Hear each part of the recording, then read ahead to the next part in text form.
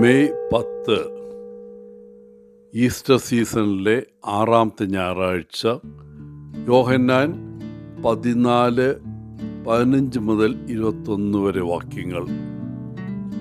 ഒരിക്കൽ ഒരു മനുഷ്യൻ തെരുവിലൂടെ നടക്കുന്ന ഒരു ദൈവദൂതനെ കണ്ട് ഒരു കഥയുണ്ട്. ദൂതൻ്റെ കയ്യിൽ ഒരു കയ്യിൽ തീപ്പന്തവും മറുകൈയിൽ ഒരു ബക്കറ്റ് വെള്ളവും ഉണ്ടായിരുന്നു. ഈ പന്തവും വെള്ളവും ഉപയോഗിച്ച് നീ എന്ത് ചെയ്യാൻ പോകുന്നു എന്ന് ആ വ്യക്തി ദൂതനോട് ചോദിച്ചു. അപ്പോൾ ദൂതൻ നിന്ന് അയാളെ നോക്കിക്കൊണ്ട് പറഞ്ഞു, ഈ പന്തം കൊണ്ട് ഞാൻ സ്വർഗത്തിലെ മണിമാളികകൾ കത്തിക്കാൻ പോകുന്നു. ഈ ബക്കറ്റ് വെള്ളം കൊണ്ട് നരകത്തിലെ തീ കെടുത്താൻ പോകുന്നു. അപ്പോൾ ആരാണ് ദൈവത്തെ യഥാർത്ഥത്തിൽ സ്നേഹിക്കുന്നതെന്ന് നമുക്ക് കാണാൻ കഴിയും. നരകത്തിലെ ശിക്ഷയെ ഭയന്നോ സ്വർഗത്തിലെ പ്രതിഫലം പ്രതീക്ഷിച്ചോ പലരും ദൈവത്തിൻ്റെ കൽപ്പനകൾ അനുസരിക്കുന്നു എന്നാണ് മാലാഖ പറയുന്നതിൻ്റെ അർത്ഥം. ഇന്നത്തെ സുവിശേഷത്തിൽ യേശു നൽകുന്ന കാരണത്താൽ അവർ അവ അനുസരിക്കുന്നില്ല. നിങ്ങൾ എന്നെ സ്നേഹിക്കുന്നുവെങ്കിൽ എന്നാണ് യേശു പറയുന്നത്, നിങ്ങൾ എൻ്റെ കൽപ്പനകൾ അനുസരിക്കും. നമ്മുടെ ഉദ്ദേശങ്ങൾ പരിശോധിക്കാൻ ഇന്നത്തെ സുവിശേഷം നമ്മെ ആഹ്വാനം ചെയ്യുന്നു. എന്തുകൊണ്ടാണ് നമ്മൾ യേശുവിൻ്റെ കൽപ്പനകൾ അനുസരിക്കുന്നത്? ശിക്ഷയെ ഭയന്നാണോ? അല്ലെങ്കിൽ പ്രതിഫലം പ്രതീക്ഷിച്ചാണോ?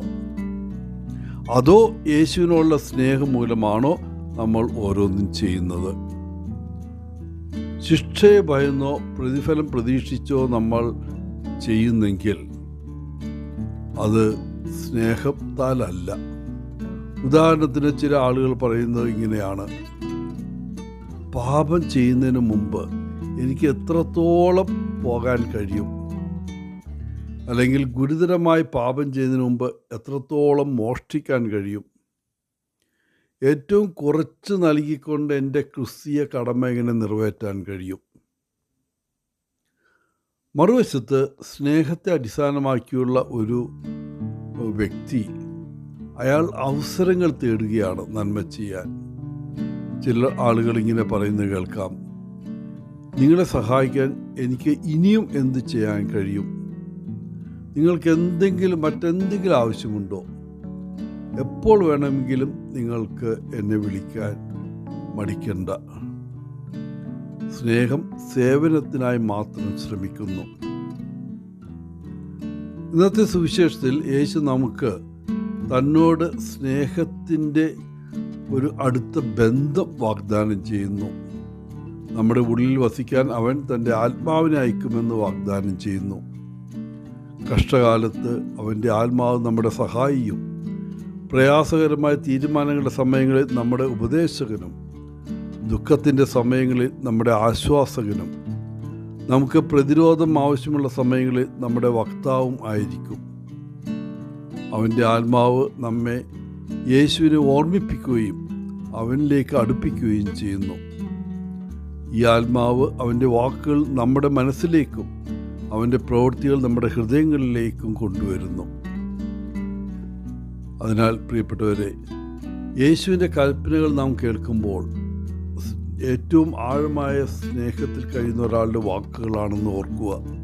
സ്നേഹിക്കുക എന്നാൽ അവൻ്റെ വചനത്തിൽ ജീവിക്കുകയും അവൻ്റെ കൽപ്പനകൾ പാലിക്കുകയും ചെയ്യുക എന്നതാണ്.